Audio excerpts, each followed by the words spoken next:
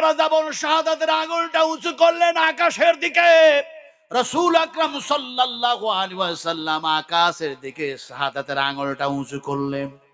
আর উঁচু করার পরে বলেন, এই আল্লাহ, এই রব্বি করিম, এই আমার রব, এই আমার প্রতিপালক, তুমি সাক্ষী থাকো, তুমি গওয়াহ থাকো, তুমি যা আমাকে দায়িত্ব দিয়েছিলে সেই দায়িত্ব তোমার বান্দা বান্দীদের কাছে আমি পৌঁছে দিয়েছি। এই যেন দেখা যায় হজ্জাতুল বিদার মাঠে দেখা যায় আমার সাহাবা একরামেরা তা সাক্ষী দিয়ে দিল। আল্লাহ তুমি এ ব্যাপারে সাক্ষী থেকে যাও। সুবহানাল্লাহ। রাসূল বক্তৃতা করছেন আর সাহাবা একরামদেরকে জিজ্ঞেস করলেন, আর যখন সাক্ষী দিলেন রাসূল শাহাদাতের আগুন উঁচু করে দিলেন। সুবহানাল্লাহ। যেমনি উঁচু করলেন আর এই সাক্ষীর ব্যাপারে যেমনি কথা বললেন, আয়াত নাযিল হয়ে গেল। সুবহানাল্লাহ। কি আয়াত নাযিল হলো? আল-ইয়াওমা আকমালতু লাকুম দীনাকুম ওয়া আতমামতু আলাইকুম নি'মাতি ওয়া রাদিতু লাকুমুল ইসলাম দীনান। বাস, ও নবী, দ্বীন, নিয়ামত, ইসলাম সব পরিপূর্ণ করে দিলাম আজকে। জোরে বলুন সুবহানাল্লাহ। আরো বলুন সুবহানাল্লাহ। আলোচনা করছিলাম কি? ফালিল্লাহিল হামদ, সমস্ত প্রশংসার মালিক কে? কথা বলুন, সমস্ত প্রশংসার মালিক কে? সমস্ত প্রশংসার মালিক আল্লাহ, যার কারণে জুমার মসজিদে যখন ইমাম খুতবা শুরু করে, কার প্রশংসা দিয়ে খুতবা শুরু হয়? আর একটা জোরে বলুন, কার? এই যে জালসার স্টেজ, এখানে যতই বড় মুকাররির আসুক, যতই বড় মুহাদ্দিসিন আসুক, যতই বড় মুহাক্কিকিন আসুক, যতই বড় মুফাসসিরে কোরআন আসুক, কিন্তু সে শুরু করে কার প্রশংসা দিয়ে? আর এর জন্য বলুন, কার? এখন জানাজা পড়তে গেছেন, আজকে একজন মাইয়াত হয়েছে না? আপনাদের এখানে একটা মাইয়াত হয়েছে না? হ্যাঁ, মাইয়াত বুঝেন তো নাকি? শুধু মানুষ কি বুঝে জানেন? দেখো আমি ভালো কাপড় কেমন পরেছি, দেখো কাপড় 700 টাকা মিটার, 7,000 টাকা মিটার কাপড়। আর একটা কি, দেখো আমি বাড়ি কেমন করেছি। তুমি আমার চাইতে কি ভালো বাড়ি বানাতে পারো নাকি? তোমার চাইতে আমি ভালো বাড়ি বানাবো, এই একটা। আর একটা কি, আমার যাতে খুব নাম হয়, আমি এমন কিছু কাজ করবো আমার খুব যাতে নাম হয়। কিন্তু তিনটা কাজেই ফেলিয়ার মানুষ, তিনটা কাজেই ফেলিয়ার। খুব যাতে আমার নাম দাম হয়, কিন্তু তুমি মরলে তোমার নাম হবে কি? মাইয়াত। মাইয়াত হয়ে গেছে, ডেড বডি, লাশ। তাহলে কোথায় তোমার আর নাম থাকলো? নামটাই থাকলো না, হয়ে গেল কি? মাইয়াত হয়ে গেল। মানুষ কাপড় পরে খুব দামি দামি, যাতে করে বলে আমি এই, কিন্তু শেষের বেলায় মানুষ কাপড় আর সেই কাপড় থাকে না। কি কাপড় থাকে? হ্যাঁ, আমির হোক, ধনী হোক, গরিব হোক, মিসকিন হোক, ফকির হোক, কাপড় সেই যেন সাদা কাপড়। আহা, বাড়ি যতই তুমি কোটি কোটি টাকা দিয়ে বাড়ি করো, আজকে সৌদিয়া সরকার, গভর্নমেন্ট বিশাল বাড়ি তৈরি করছে, কথা বুঝেন কি? বিশাল বাড়ি, সেই বাড়ি সমুদ্রে সাগরে তৈরি করা হচ্ছে, কথা বুঝতে পারেন কি? 1,000 কোটি টাকা খরচা না, অগণিত টাকা, অগণিত টাকা। কিন্তু যতই ভালো বাড়ি করো, সবারই বাড়ি আসল বাড়ি কোনটা বলছেন না? কোনটা? কবরটা।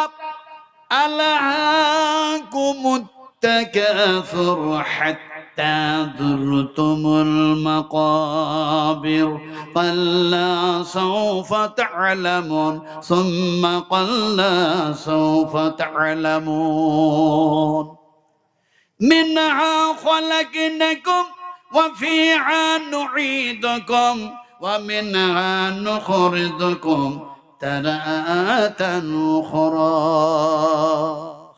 মাটির মানুষ, মাটিতে মিশে যেতে হবে, কবরে যেতে হবে, সেটাই হচ্ছে আসল। কথাটা বলতেছিলাম কি, যে আমরা প্রশংসা করি আলহামদুলিল্লাহ দিয়ে, খুতবা পড়ছে তবু, এমনি করে স্টেজে জালসা করতে আসছে তবু, জানাজার নামাজ পড়তে যাচ্ছে তখন কি পড়ে? কি পড়ে? পড়েন না? আলহামদুলিল্লাহি রাব্বিল আলামিন। বেতর যখন নামাজ শুরু করছেন কি পড়েন? সুন্নাত নামাজ পড়ুন। আপনি দেখা যায় নফল নামাজ পড়ুন, ফরজ নামাজ পড়ুন, ঈদুল আজহার নামাজ পড়ুন, ঈদুল ফিতরের নামাজ পড়ুন, দেখা যায় আল্লাহর প্রশংসা দিয়ে যেন সালাত শুরু হয়ে যায়। এমন কোন নামাজ নেই, এমন কোন সালাত নেই যে আল্লাহর প্রশংসা দিয়ে শুরু হয় না। জোরে বলুন সুবহানাল্লাহ। ফালিল্লাহিল হামদ। আল্লাহ সুবহানাহু ওয়া তাআলা বলছেন সেই আল্লাহর প্রশংসা তোমরা করো যে আল্লাহ হচ্ছেন সমস্ত সবকিছুরই খালিক ও মালিক। এই কথা বলতে গেলে তো বিপদ, এই কথা বললেই বিপদ। ইন্নাল আরদা লিল্লাহি ইউরিসুহা মাইয়াশা মিন ইবাদিহি ওয়াল আকিবাতু লিল মুত্তাকিন। আল্লাহ পাক বলছেন এই জমিনে যারা নেতৃত্ব দিবে তারা হবে মুত্তাকিন, তারা হবে পরহেজগার, তারা হবে দিনদার, যাদের আখিরাত আকিবাত আল্লাহর প্রতি বিশ্বাস আছে, ঈমান আছে, তারা নেতৃত্ব দিবে। আজকে নেতৃত্ব দিচ্ছে কারা? আজকে নেতৃত্ব দিচ্ছে বলছে মসজিদ দখল করতে হবে, মসজিদ ভেঙে দেওয়া হলো।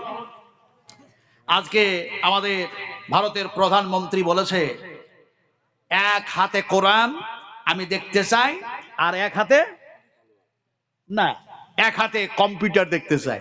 মুসলমানদের এক হাতে কোরআন আর এক হাতে কম্পিউটার। কেন বলছি জানেন? বলার মানে হচ্ছে এই 2024-এ ভোট আছে, যাতে করে মুসলমানগুলি ভোট আমারে দেয়। কথা বুঝেন কি? আজকে চিন্তা করুন যে এক হাতে কোরআন যদি দেখতে চাই আর এক হাতে যদি কম্পিউটার দেখতে চাও, তাহলে এটা তোমার কথা নয়, এটা একজন মুসলিম বলেছিলেন। আলহামদুলিল্লাহ পড়ুন। একজন মুসলমান বলেছিলেন। কখন বলেছিলেন? ছোট্ট করে আপনাদেরকে তারিখ ইতিহাস শোনায় ছোট্ট করে। এক সময় একজন মুসলিম, একজন মুসলমান, তিনি বললেন আমার মনের মধ্যে একটা কথা জেগেছে, আমার মনের যে আশা, আমার মনের যে আকাঙ্ক্ষা, আমার যে মনের জল্পনা বাসনা, তা আমি পূর্ণ করতে চাই। লোকটি বলল তোমার মনের মধ্যে কি আশা জেগেছে? বলে আমি মুসলিম ইউনিভার্সিটি তৈরি করব। মুসলিম ইউনিভার্সিটি, আলিগড় ইউনিভার্সিটি। এখন মুসলিম ইউনিভার্সিটি তৈরি করতে গেলে সেই ইউনিভার্সিটিতে সমস্ত ধরনের শিক্ষা দীক্ষার ব্যবস্থা থাকবে। ডক্টর হবে, মাস্টার হবে, ইঞ্জিনিয়ার হবে, বৈজ্ঞানিক হবে, প্রফেসর হবে, ইত্যাদি ইত্যাদি সব হবে। বলবো না, তারপরও বলতে হচ্ছে। কি জানো কে একজন বৈজ্ঞানিক কি যেন চাঁদে পাঠালো না? হ্যাঁ, কি বিক্রম ল্যান্ড না কি বলছে, কথা বুঝেন কি? হ্যাঁ, এখন একজন বৈজ্ঞানিক ছিল, তার নাম ছিল বিক্রম। কথা বুঝেন কি? তার নামে এখন এই করে সেটা পাঠালো। ক কেজি ওজন? আমি তার ওজন করি নাই, তবে একেবারে 1 কুইন্টাল 2 কুইন্টাল ওজন হবে তা নয়, খুব অল্প স্বল্প হালকা একটা জিনিস দিয়ে পড়ালো। এখন চন্দ্রে যে পড়ালো, এই চন্দ্রে পড়ালো এই জন্য যে দেখা যাক চাঁদে গিয়ে বসবাস করা যায় নাকি, চাঁদে গিয়ে থাকা যায় নাকি, চাঁদে পানি আছে নাকি, কি আছে, এগুলো দেখার জন্য পড়ালো। বলে এমন ভাবে পড়ালো সেখানে সে ছবি করবে আর ফ্যাক্স করে আবার তাদের কাছে পড়াইয়া দিবে। মানুষ যদি খেপা না হয় এ কাজ করে না। এরা বৈজ্ঞানিক না, এরা হচ্ছে এক ধরনের খেপা। বুখারী শরীফের হাদিস ভালো করে শুনুন। আমি বললাম খেপা, আর রাসূলুল্লাহ বলেছেন 70,000 ইহুদিদের মধ্যে দাজ্জাল তৈরি হবে মুসলমানদের ঈমান নষ্ট করার জন্য। জোরে বলি নারায়ে তাকবীর। এত জোরে বলি নারায়ে তাকবীর। বিশ্বনবীর কথা সত্য না মিথ্যা? জোরে না বললে আমি কিন্তু অন্যরকম কথা বলবো। আল্লাহর রাসূলের কথা সত্য না মিথ্যা? আরো জোরে বলতে সত্য করে, আরো জোরে বলুন সত্য না মিথ্যা? ইয়াকু কাতিবান ফাআলাইহি কাতিবুহু ওয়া ইয়াকু সাদিকান ইউসিবুকুম বা'দুল্লাযী ইয়াঈদুকুম ইন্নাল্লাহা লা ইয়াহদি মান হুয়া মুশরিকুন কাযাব। আল্লাহ পাক বলছেন যারা মিথ্যাবাদী হয়, সীমা লঙ্ঘনকারী হয়, আমি আল্লাহ তাআলাকে হেদায়েত করি না। জোরে বলি সুবহানাল্লাহ। আল্লাহ পাকের কথা। এখন দেখা যায় নবী বললেন 70,000 ইহুদিদের মধ্যে দাজ্জাল তৈরি হবে। আমাদের ঈমান নষ্ট করার জন্য হাজারো ষড়যন্ত্রণা, লক্ষ কোটি অগণিত ষড়যন্ত্র চলতেছে কি করে মুসলমানগুলির ঈমানকে নষ্ট করে দিয়ে তারাকে এরকম একটা দাজ্জাল মার্কা জায়গায় আনা যায়। আজকে দেখা যায় তারা ওই জিনিস তৈরি করলো, চাঁদে পাঠালো। আমি বললাম খেপা খেপা, আপনারা বুঝেন তো নাকি ভাই? হ্যাঁ বুঝেন তো? কয় রকমের খেপা? এই তো বুঝেন না বলেই বললেন মেলা রকমের। অনেক রকমের খেপা হয় না, খেপা হয় দুই ধরনের। একটা দেখবেন কোন কোন সময় কথা ঠিক বলছে, আবার কোন কোন সময় যেন ভুল বলছে, এই এক খেপা হয়। আর একটা খেপা হয় পুরো ম্যাট, একেবারেই পুরো পাগল। এখন এই কথাটাকে আমি বুঝাবো কেমন করে? এই তো এইদিকে একটা খেপা দাঁড়িয়ে আছে, না না এই ছেলেটা না, এইদিকে দেখছেন, এইদিকে একটা খেপা দাঁড়িয়ে আছে। এই খেপাটা পরনে একটা গামছা আছে, আর ওইদিকে একটা খেপা আছে একেবারে উলঙ্গ। বুঝুন উলঙ্গ থাকলে কেমন লাগে? ন্যাংটা সাধু দেখেছেন তো নাকি? আপনাদের দিকে আসে? আমার ভাইরা, আল্লাহর কসম খেয়ে বলছি, ওয়াল্লাহি আমি কলকাতার যে জায়গায় মাদ্রাসা করেছি, আপনার ওই তেঘরি বলে একটা জায়গা আছে। আর আপনি বারাসাত থেকে বসিরহাট লাইনে গেলে ওখান থেকে রাজারহাট নিউ টাউনও যাওয়া যায়, আপনার মদিনাতুল হজ হাউস ইত্যাদি ইত্যাদি। তো যেখানে করা হয়েছে সেই জায়গাটার নাম হচ্ছে তেঘরি, আর স্ট্যান্ডার্ড নাম হচ্ছে, স্টপেজটার নাম হচ্ছে গোলাবাড়ি। কথা বলছেন? গোলাবাড়ি। তো সেই জায়গাতে আপনার ওই গোলাবাড়িতে আজও পর্যন্ত ওরা বলে আমরা উলঙ্গ ন্যাংটা সাধু দেখি নাই। আমি বলে কেন দেখেন নাই? বলে এই জায়গাতে এই রোডটার উপরে আজ পর্যন্ত আমাদের মনে পড়ে না যে কোনোদিন কোন মূর্তি কোন পূজা গাড়িতে নিয়ে গেছে অথবা উঠেছে। আলহামদুলিল্লাহ। তাহলে জায়গাটা কেমন আপনি চিন্তা করুন, মুসলিম সংখ্যা সেখানে কেমন আছে যে সেখানে আজ পর্যন্ত এই ধরনের কোন মূর্তি সেখানে উঠে নাই, ভাসাবার সুযোগও পাই না। এখন দেখা যায় আপনাদের এলাকাতে সেগুলো হয়। এখন ন্যাংটা মানুষও আছে, ন্যাংটা সাধুরা। তো এইদিকে যে ন্যাংটা মানুষটা দাঁড়িয়ে আছে, উলঙ্গ মানুষটা দেখতে কেমন লাগবে? শয়তানের চাইতেও বেশি খারাপ লাগবে না? কিন্তু পাগল মানুষ তো, খেপা মানুষ, করবেটা কি? পরনে কাপড় নাই। এখন এই মুহূর্তে এইদিকে যে খেপা, সে গামছা পরে দাঁড়িয়ে আছে, আর এইদিকের খেপাটা উলঙ্গ হয়ে দাঁড়িয়ে আছে। এখন এর মধ্যে দিয়ে একজন দেখা যায় বিশাল বড় পীর সাহেব পেরিয়ে যাচ্ছেন। কথা বুঝেন কি? মাথায় টুপি টাপি দিয়ে, হাতে লঠি টটি নিয়ে পেরিয়ে যাচ্ছে। তো ওই গামছা পরা খেপাটা, ওই যে কোন সময় ভালো কথা বলে কোন সময় ভুল, তো গামছা পরা খেপাটা ওই ন্যাংটা খেপাকে বলছে, হুজুর চলে যাচ্ছে, হুজুর চলে যাচ্ছে, সালাম দে, সালাম দে, সালাম দে। তো এখন ওই খেপাটা, ন্যাংটা খেপাটা বলছে যে আমি তো ন্যাংটা উলঙ্গ, তোমার পরনে গামছা পরে আছো, তো তুমি তো সালামটা দাও, আমি কেন সালাম দেবো? তো ন্যাংটা।